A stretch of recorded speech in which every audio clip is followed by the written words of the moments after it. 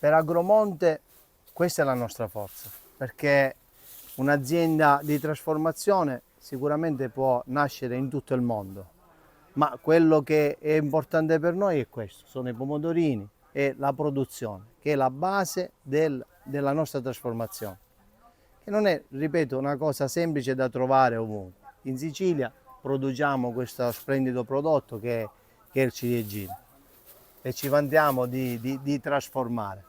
Ci Ormai qui sono dei bravissimi produttori, le aziende vanno sempre a livello tecnologico avanti, quindi riescono a fare più produzione, quindi a fare più quantitativi e utilizzando anche delle strutture comunque che sono molto alte e ci permettono di far allungare la pianta ancora di più e quindi fare più grappoli nella pianta. Stanno facendo fare questo percorso della crescita della pianta, quindi non la stanno fermando, non la tagliano nella parte sopra, ma invece la fanno ancora crescere e allungare per fare in modo di dare più resa per metro quadro. per voi la collaborazione con gli agricoltori quindi è una È cosa che tutta, funziona, è funziona. tutta.